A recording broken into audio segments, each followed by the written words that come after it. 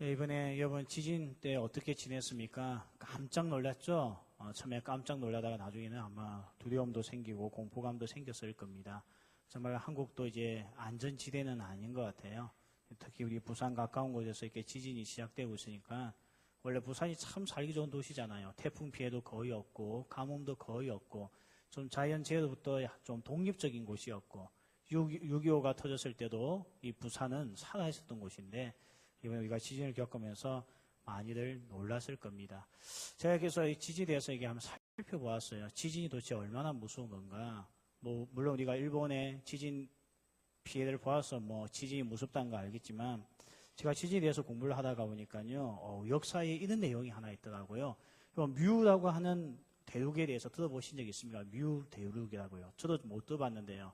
이 태평양 지역에 있는 섬인데 이 섬이 얼마나 컸던지 우리 남한의 50배가 넘는 섬이었습니다. 한반도의 50배가 넘는 섬이었다고 합니다. 그리고 이 섬이 우리에게 알려지게 된 것은 1926년도에 영국의 육군 예비역 대령으로서 제대했던 제임스 처치 워드라는 사람이 이 역사를 우리에게 들려주면서 이 섬에 대해서 알려지게 되었는데요. 얼마나 섬이 컸던지 한반도에 50배가 넘는 섬이었고 그 당시 인구만 해도 약 6,400만 명, 우리나라보다 훨씬 많은 인구가 살았다는 거죠.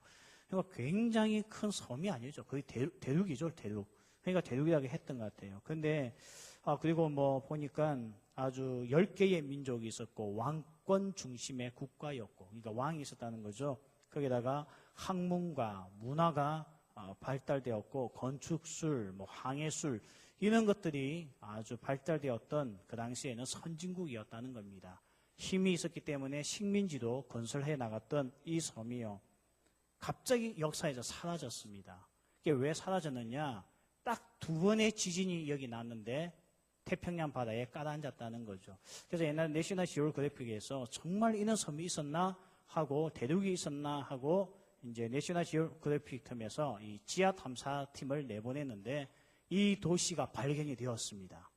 그러니까 진짜 태평양 바다 깊숙한 곳에 그 성이, 그 도시가 그대로 깔아앉아 있는 거예요.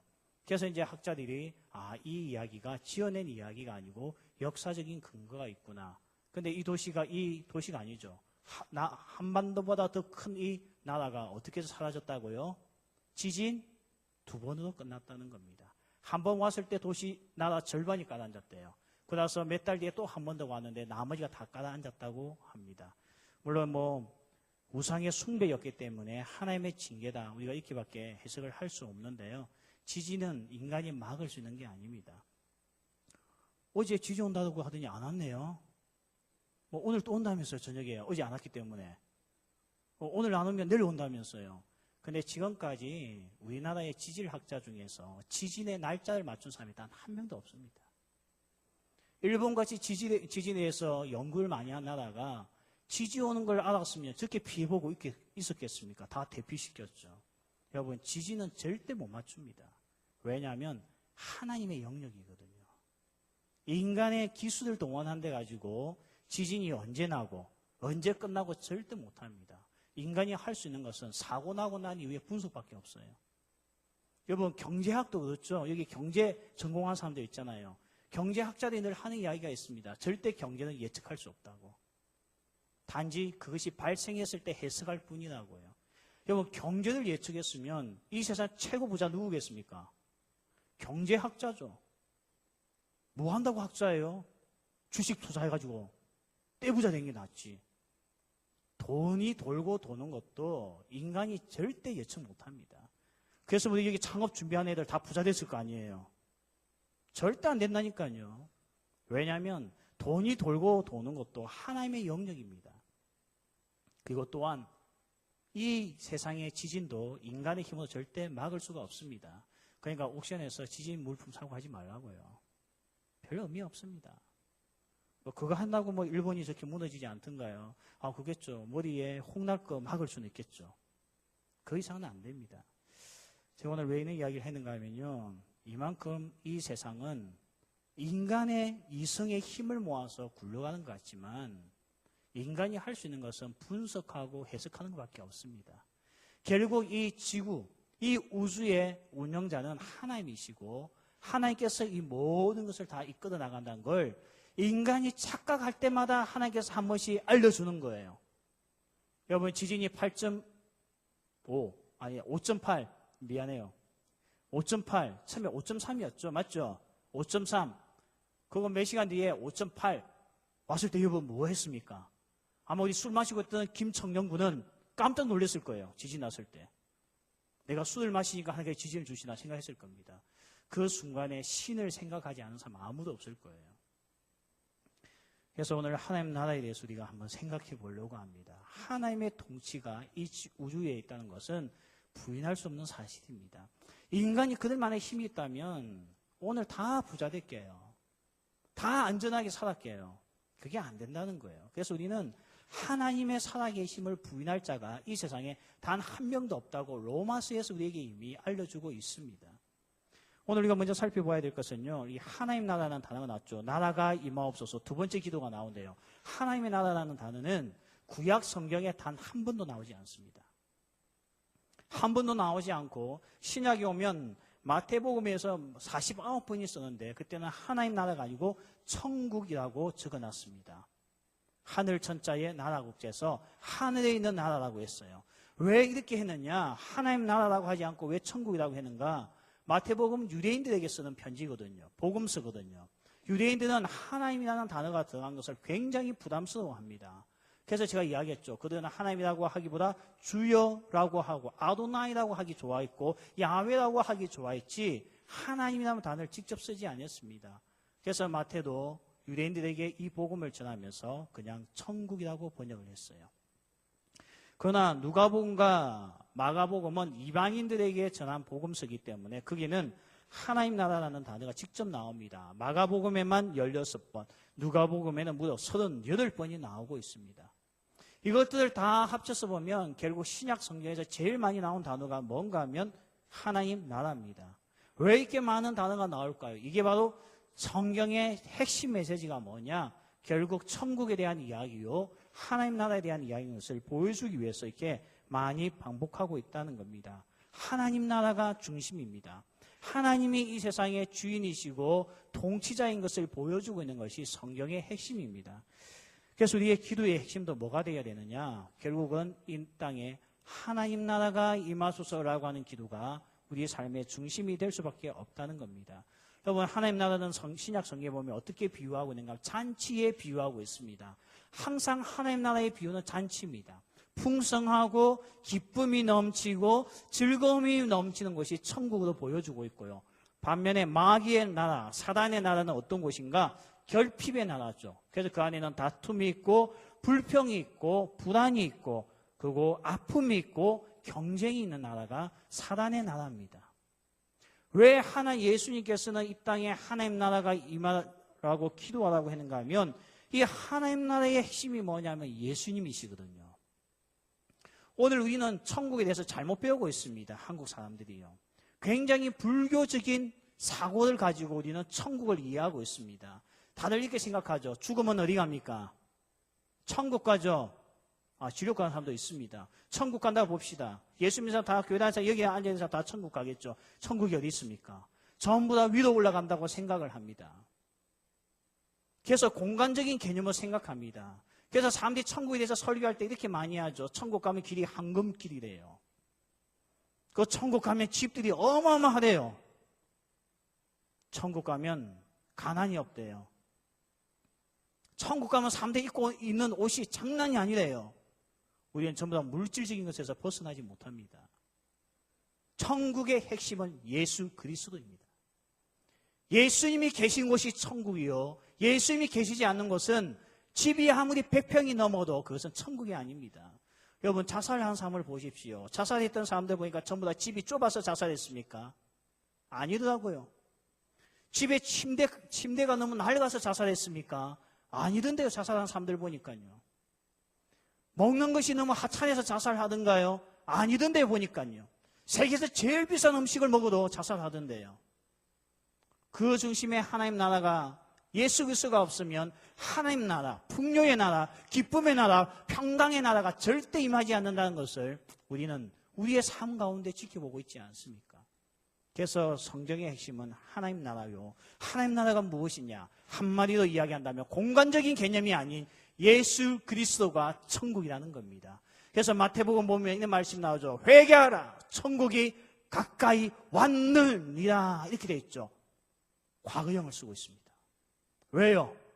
예수님께서 이 땅에 태어나시는 그 자체가 하나님 나라가 임했기 때문에. 그래서 예수님이 가는 곳마다 어떤 일이 생겼습니까? 병든 자들이 나음을 입었습니다. 무시당하고 천대받던 여자들이 사랑을 받기 시작했습니다. 예수님이 가는 곳에는 풍성함이 있었습니다. 여러분, 예수님의 제자들이 굶어 죽었다는 말이 있던가요? 예수님을 따라갔던 사람들이 먹을 것이 없어서 떠났다는 이야기가 있던가요? 없습니다. 예수님이 있는 곳에는 하늘에서 만나를 내렸어라도 반드시 먹이고 입히시는 나라가 하나님의 나라입니다. 왜냐하면 예수님이 하나님 나라이기 때문에. 불쌍하게 여러분은 제가 부자가 아니어서 안타까워요. 내가 만약에 이건희 회장의 아들로서 목사가 되었으면 여러분은 나와 함께 있는 순간 여러분은 인생 걱정 안 해도 됩니다. 나와 함께 해외를 간다 해도 여러분 걱정 안 해도 됩니다. 내가 가지고 있는 아버지의 카드 하나만 긁으면 여러분의 집 한 채는 능히 사주고도 남아요. 그래서 여러분은 내 카드를 소유하기보다 저를 소유하는 것이 천국입니다. 아유, 또 졸다가 또 이해 잘못해가도 목사님도 천국이라고 하면 안 돼요. 무슨 말인지 이해되죠? 왜 예수님이 천국인 줄 아시겠죠? 그분이 있는 곳에는 슬픔이 떠납니다. 그분이 있는 곳에는 나사로와 같이 죽은 자 안에서도 부활의 권능이 나타난 걸 보게 됩니다. 병든 자가 나음을 입습니다. 그래서 예수 그 자체가, 예수님 그분이 천국이요 하나님 나라가 된다는 것입니다. 역사적으로 보면요, 이제까지 21개의 나라가 큰 나라가 되었다가 사라졌습니다. 계속 이 세상의 나라와 왕국은 바뀌고 있어요. 대표적인 게 이집트죠. 여러분, 이집트가 얼마나 잘 살았습니까? 고대의 최고로 부강했던 나라는 이집트입니다. 지금 이집트 보십시오. 이집트가 부자인가요? 아무도 동의하지 않겠죠. 바벨론 제국을 보십시오. 바벨론의 아수에로 왕 때 얼마나 강성했습니까? 그러나 지금 역사의 바벨론은 어딘지도 몰라요. 그냥 이란이죠, 이란요. 여러분, 이란이 잘 삽니까? 모르겠어요. 이 미국이 언제까지 갈지. 이 세상에는 왕국을 꿈꾸고 지상낙원을 꿈꾸었지만 어떠한 나라도 이 역사가 지속되어진 곳은 한 군데도 없습니다. 오직 예수 그리스도가 계신 것만이 하나님 나라가 임한 것이고 가능하다는 겁니다. 그래서 하나님 나라는 지역이 아닙니다. 착각하지 마십시오. 하늘로 올라간 데서 천국 가는 거 아닙니다. 예수님이 계시는 곳이 천국이요 하나님 나라입니다.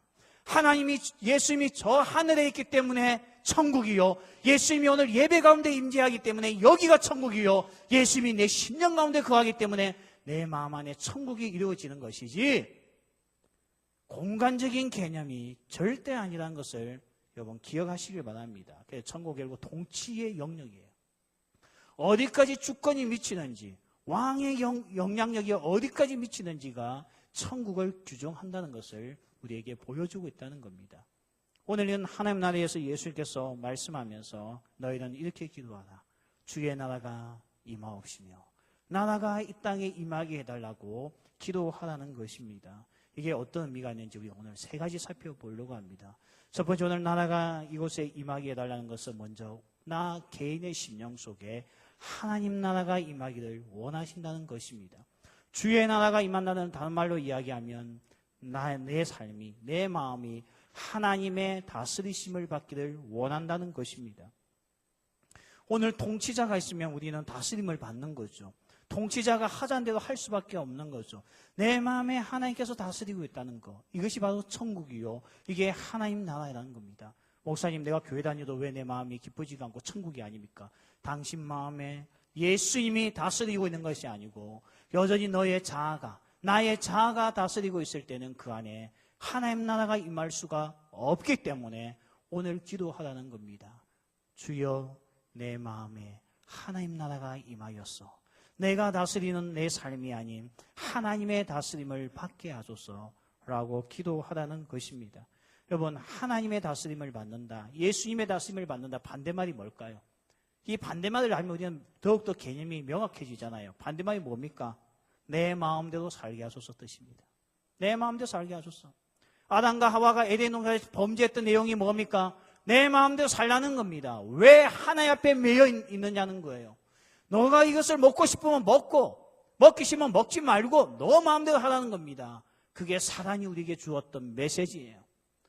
사람이 자기 마음대로 했습니다. 하나님은 하지 말라 했는데 사람은 마음대로 했습니다. 그 결과 천국이 아닌 사단의 나라가 시작되었고, 사단의 나라의 첫 시작은 살인이었습니다.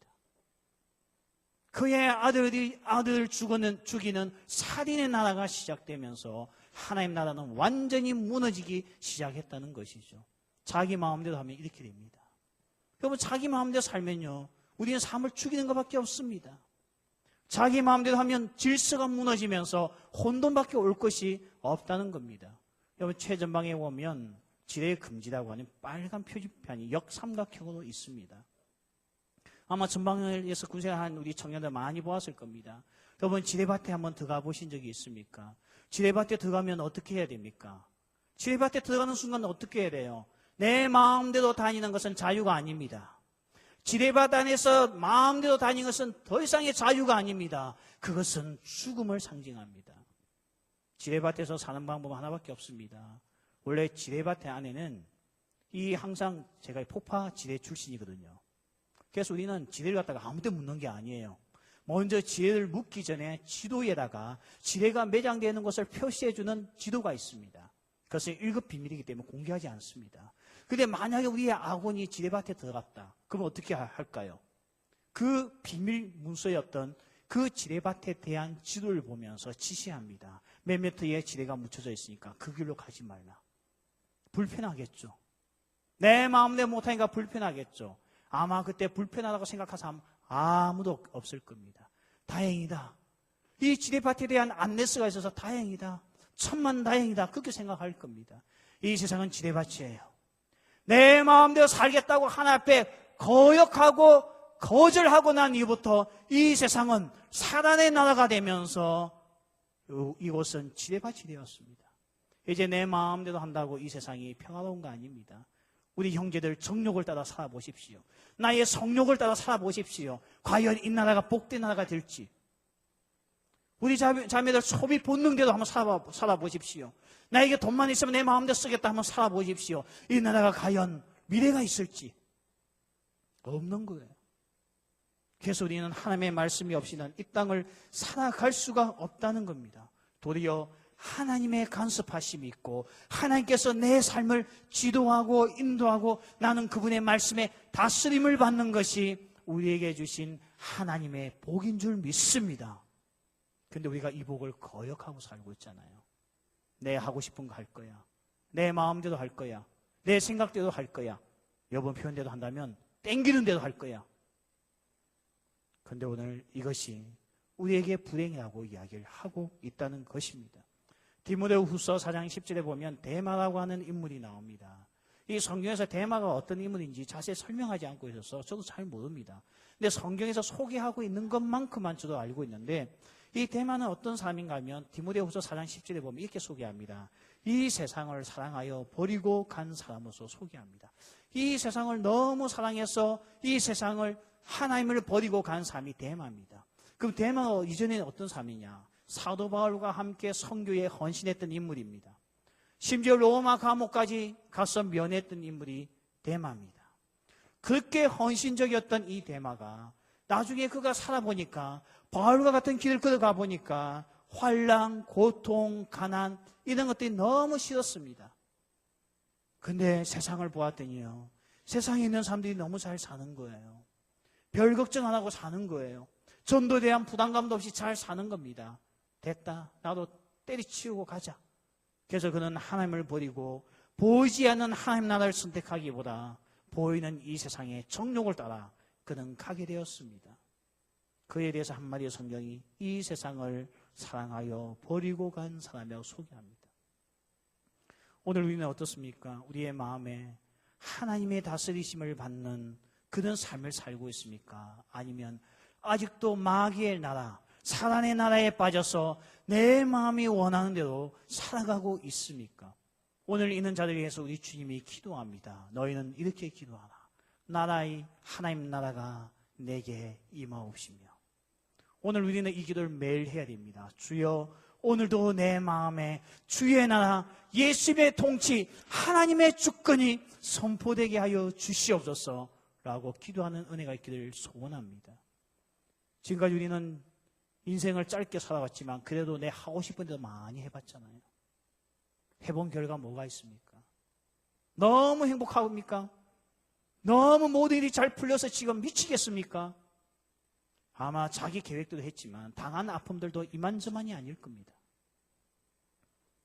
우리는 이 세상에서 실패를 경험하면서도 아직도 내 삶에 하나님 나라가 임하는 것이 얼마나 중요한지 깨닫고 있지 못하다면 오늘 예수님께서 가르쳐 주신 기도에 집중하시길 바랍니다. 주여, 하나님의 나라가 내 심령에 임하소서.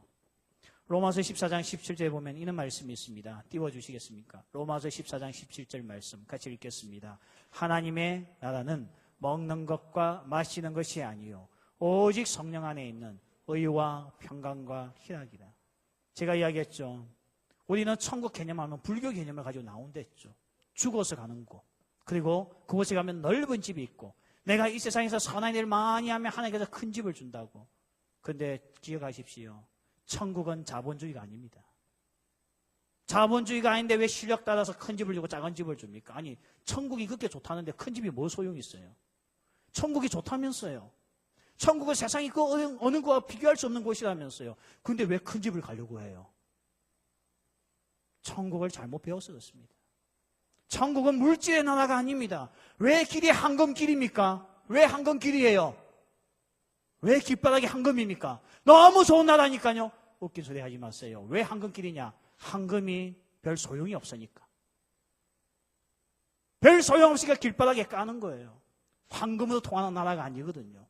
돈으로 통하는 나라가 아닙니다. 다이아몬드로 통하는 나라가 아닙니다. 금으로 통하는 나라가 아닙니다. 그래서 황금길을 길바닥에 깔아도 아까워하지 않는 거예요. 그게 천국입니다. 뭐 기둥은 뭘로 만들었다고요? 진주. 내 눈깔보다 더 큰 진주로서 만들었대요. 왜 만들겠습니까? 진주가 흘러넘치니까요. 별 볼일 없으니까요. 물질적인 개념 절대 아닙니다. 오늘 로마서 14장 17절에서 하나님 나라가 어떤 곳이라고요? 먹고 마시는 것이 핵심이 아니라는 거예요. 의와 평강과 희락이 하는 거예요. 평강과 내 마음의 기쁨이 넘치는 것이 천국의 핵심입니다. 제가 이야기했죠. 요즘에 무슨 버스 때문에 말이 많대요. 청와대에서 박근혜 대통령이 그 버스 하나 먹는 것 때문에 말이 많대요 보니까요. 여러분, 그런 버스 먹는다고 기쁨이 옵니까? 그러면 맛집 투어 나선 사람은 천국을 경험해야죠. 아무도 먹고 마시는 가지고 인생이 행복하다고 말하는 사람 아무도 없잖아요. 아까 제가 이야기했잖아요. 자살하는 사람들 보니까 집이 작아서 자살하지 않더라고요. 먹을 것이 없는 사람들만 자살하는 게 아니던데 보니까요. 그 마음에 평강과 기쁨이 없으니까 자살하던데요. 그는 남들이 먹지 못한 음식을 먹어도 마음이 불편하니까 못 살던데요.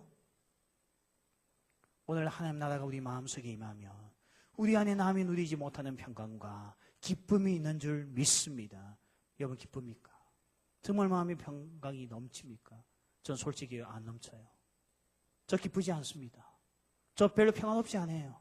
어떤 하나 화나고 짜증나서 미치겠어요. 목사인데도 왜 그럴까요? 교회 다니는데도 왜 그럴까요? 왜 내 마음에 평강과 기쁨이 넘치지 않을까요? 그래서 예수께서 한마디 합니다. 너 마음에 하나님 나라가 임하지 않았었다. 오늘 그것을 구하라는 겁니다. 주여, 내 마음에 주의 나라 임하소서. 하나님 나라가 임할 때 내 마음에 평강과 희락이 환경을 떠나서 먹거나 마시는 문제를 떠나서 너가 누리지 못할 이 세상에 예수의 평강, 예수의 기쁨이 넘친다고 말씀하고 있습니다. 알고 보니 내가 기도하지 않았습니다. 하나님 나라를 구하지 않은 기도하고 맨날 먹고 마시는 것만 기도하니 만족이 없어요. 어떤 날은 만족이 와요. 나보다 더 힘들게 사람 만나면 만족이 와요. 아우, 진짜 불쌍해. 나 내만 불쌍한 줄 알았더니 그래도 내가 쟤보다는 훨씬 잘 사네. 이제부터 내가 불평하지 말자. 그랬다가도요, 나보다 훨씬 잘 사는 사람 만나고 있으면 또 마음이 달라져요. 결국 우리는 먹고 마시는 것이 기준이 되어서 평강했다가 불안했다가 기뻤다가 슬펐다가 올라갔다가 내려왔다가 우리 자신들이 엉망진창이 됩니다. 하나님 나라는 그런 곳이 아닙니다. 오늘 예수 그리스도가 내 마음에 오셔서 역사하고 하나님 나라가 내 안에서 이루어질 때에 우리의 마음이 뭐가 흘러넘친다고요? 참 평강과 기쁨이 먹고 마시는 문제를 떠나 가질 수가 있다는 것입니다.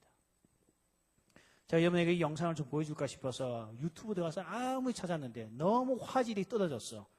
결국 못 가져왔습니다. 아마 여러분도 많이 들어보았을 겁니다. 연세중앙교회에 계셨던 이 김무열이라고 하는 집사님. 요즘 보니까 가수가 돼가지고 막 활동하대요. 가수 이름이 뭐였죠? 혹시 아십니까? 모르겠어요. 뭐 랩하면서 하는 분이 있다면서, 랩하면서요. 몰라요? 미안해, 내가 랩을 못해가지고. 랩하면서 뭐 노래 부르면서 복음 전한 분이 있다면서요. 그 김무열 집사님.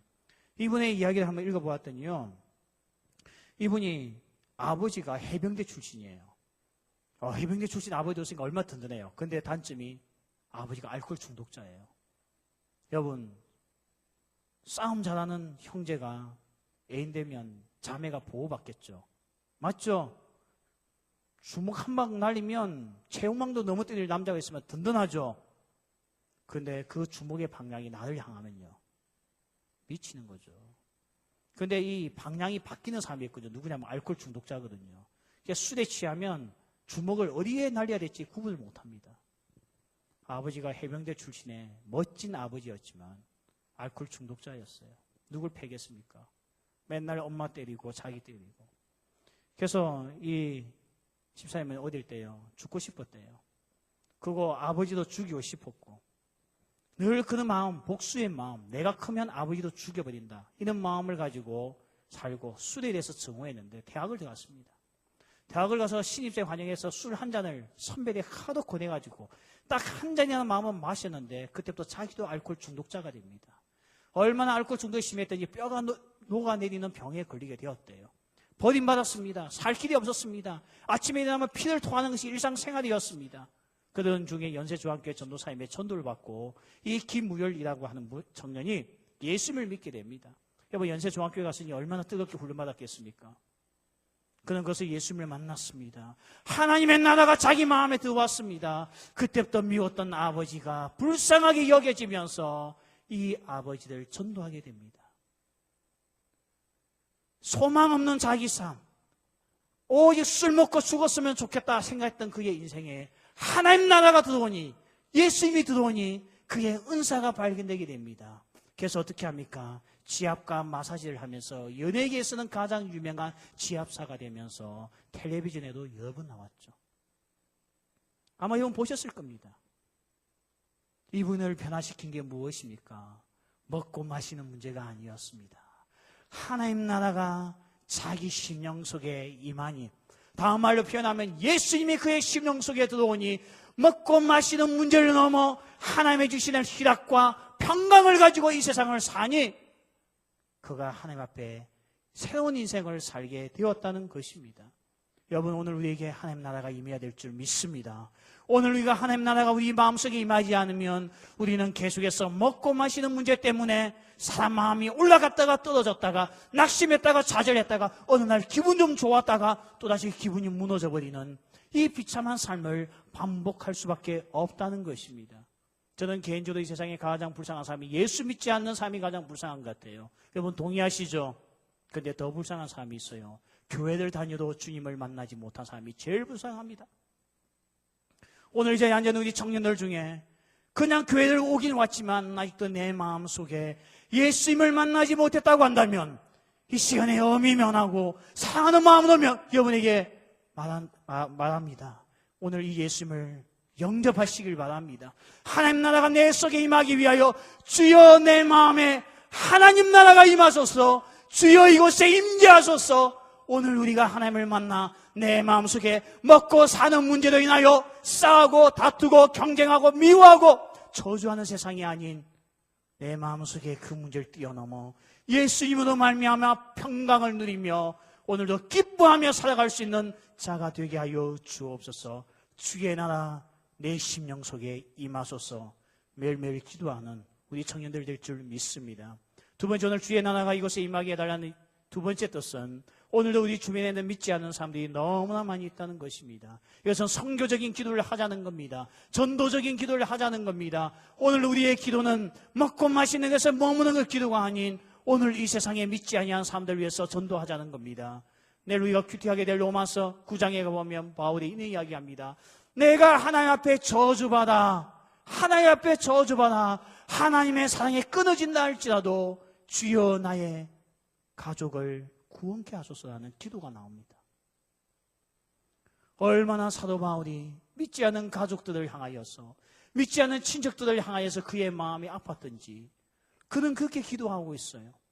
오늘 우리의 기도 제목이 되어야 될 줄 믿습니다. 주여 우리 가정에 하나님 나라가 임하여서 우리의 부모님이 하나님을 알게 하시고 우리의 형제 자매들 주님을 알게 하여 주옵소서. 이 기도가 우리의 기도가 되어야 될 줄 믿습니다. 오늘 먹고 마시는 것이 핵심이 아닙니다. 여러분, 먹고 마실 것 같다면 확실하게 먹고 마셔야 돼요. 제가 여러분 어른들 가정을 가만히 보니까 재밌더라고요. 여러분, 형제 중에서 혼자 잘 살면 절대 잘 살지 못합니다. 못 사는 형제가 계속 돈 빌려달라고 해요. 어떻게 할 겁니까? 외면할 겁니까? 맞아요. 외면하니까 혼자 잘 살더라고요. 근데요, 부자가 될 바에는 확실하게 부자가 돼야 못 먹고 사는 동생도 먹여 살리는 거 있죠. 그것보다 더 확실한 게 뭔지 아십니까? 온 가족들 마음속에 하나님 나라가 임하였어. 이 의와 평강과 기쁨을 가지고 사는 것이 내가 돈 몇 푼 더 벌어서 도와주는 것보다 훨씬 낫습니다. 처음에는 10만 원만 줘보십시오. 고맙다요. 나중에는 10만 원 가지고 만족 못합니다. 더 달랍니다. 나중에 결혼까지 하면 자기 자식들 등록금까지 되어달라고 해요. 나중에 싸움판 되던데요, 보니까요. 오늘 진정한 우리가 누릴 이 세상의 복은요, 온 가족이 하나님 나라를 경험하여서 함께 의와 평강과 기쁨을 누려나갈 때에 진정한 이 삶이 천국과 같은 삶을 살 수밖에 없다는 겁니다. 그래서 우리가 전도해야 된다는 거예요. 우리가 호프 투게더를 합니다. 이번에는 특별히 토요일 날 우리가 뮤지컬을 통해서 400명을 초청하여서 복음을 전하려고 합니다. 전도는 우리의 사명입니다. 여러분, 나가서 열심히 전도하십시오. 그런데 유감스럽게 여러분 전도하는 마음이 없고 친구에게 예수님에 대해서 뭐라고 이야기해야 될지 몰라요. 알아요. 근데 여러분이 가만 보니까 나보다 더 잘하는 게 하나 있더라고요. 뭔지 아십니까? 잘 데리고 와요. 저는 나가면 데리고 오지들 못해요. 목사입니다 하면 벌써 다 도망가고 없어요. 거의 신천지 직업받아 밖에 나가면요. 근데 여러분 보니까 잘 데리고 나와요. 술 먹는 친구도 잘 데리고 나오고 욕하는 친구도 잘 데리고 나와요. 내가 가지지 못한 장점을 여러분이 가지고 있습니다. 근데 저는 여러분보다 더 잘한 게 있어요. 뭐예요? 예수님은 잘 전해요. 우리 이번에 위민 합시다. 여러분 데리고 오세요. 내 전할게요. 별로 마음에 안 들어요? 여러분 데리고 오세요. 내 전할게요. 근데 여러분 친구들 그냥 안 오려고 하잖아요. 그러니까 우리가 이번에 뮤지컬 50분짜리 한번 만들었어. 그것도 명식이 대작이야, 대작. 이집트 왕자. 만화 보셨죠? 우리가 무려 저 이집트 왕자라고는 청년들이 할 수 없는 뮤지컬을 그냥 도전해 보는 거예요. 바로 왕도 나올 거예요. 모세도 나옵니다. 모세의 에미도 나와요. 이 엄청난 뮤지컬을 통해서 친구들 초대하기 쉽잖아요. 아니, 이 가을날 뭐 하겠어요? 문화도시인데. 그때 되면 부산국제영화제에서 다 끝날 때인데 남아있는 문화가 뮤지컬밖에 더 있겠어요? 친구들 데려오라고요. 그거 저는 열심히 2달 동안 기도하면서 이 전도 메시지를 준비할게요. 이게 우리의 사명입니다. 사실은 여러분이 해야 될 일이에요. 여러분이 해야 해요. CCC나 선교단체는 여러분이 전도해야 될 것을 가르쳐 주잖아요. 그래도 안 하더라고요. 사형리를 호주에 넣어두고도 안 쓰더라고요. 안 되는 걸 자꾸 하면 스트레스 받으니까 데리고 오세요. 제가 최선을 다해서 전할게요. 그때는 더 머리 스타일도 멋있게 하고 저도 신경 쓸게요. 그래서 우리 복음을 전합시다. 그래서 우리 오늘 우리 가정과 내 주변에 있는 모든 이웃들에게 하나님 나라가 임하는 은혜가 있어야 되지 않겠습니까? 세 번째, 오늘 이 말씀은 어떤 말씀인가 하면 미래적인 말씀입니다. 미래적인 기도를 하라는 거예요. 오늘 하나님 나라가 우리 가운데 임하였습니다. 여러분 믿습니까? 근데 완전한 나라가 아닙니다. 예수께서 승리하셨지만 완전히 승리하신 것은 아닙니다. 아직도 싸워야 할 영역들이 남아 있습니다. 언제 이 싸움이 끝나느냐? 언제 마귀와의 싸움이 끝나느냐? 예수께서 이 땅에 재림하실 때에 이 싸움이 끝납니다. 그래서 우리는 이 속히 사단의 나라가 물러가고 질병과 고통과 아픔의 나라가 물러가고 참된 평강과 기쁨이 있으며 참된 감격과 참된 행복이 있는 이 나라가 오게 하기 위하여 우리는 오늘도 기도해야 됩니다. 주여 속히 오소서. 오늘 우리는 미래적인 기도를 해야 됩니다. 예수께서 다시 오셔야 하지만 이곳에는 반드시 하나님 나라가 임하기 때문입니다. 말씀을 맺겠습니다.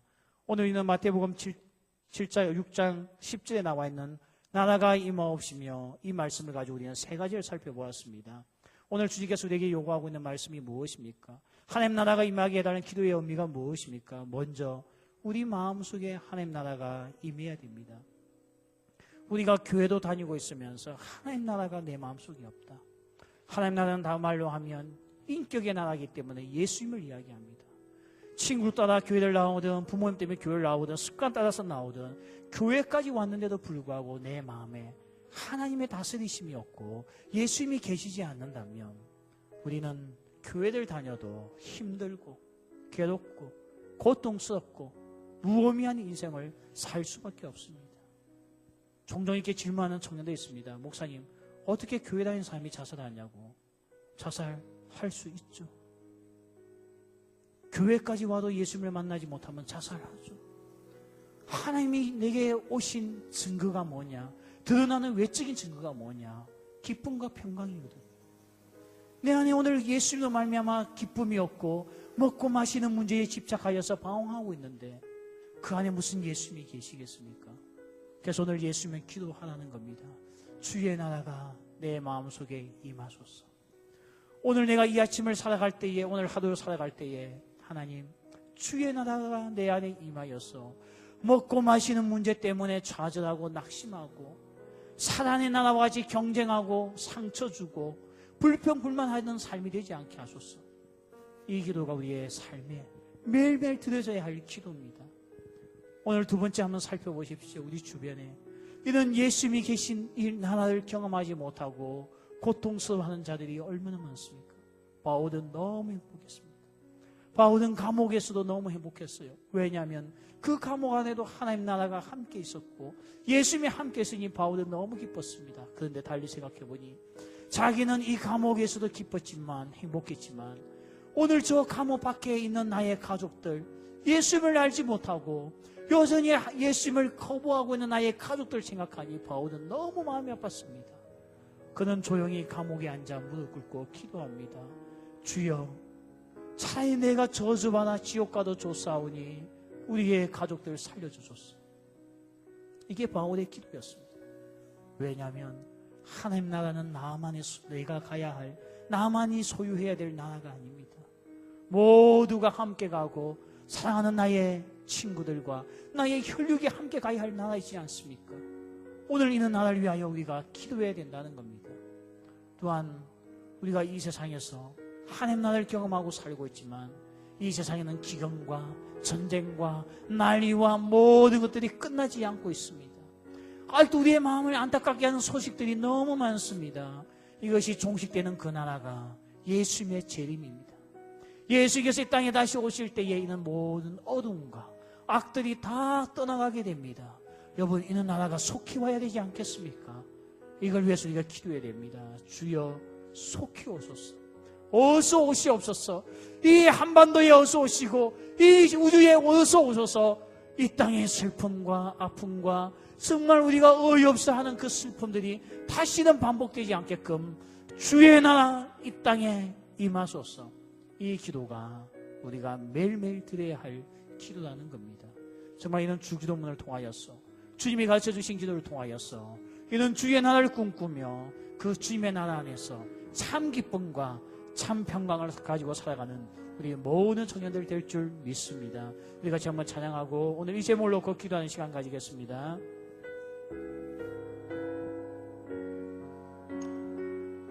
주의 나라가 임할 때 하나님 임재하실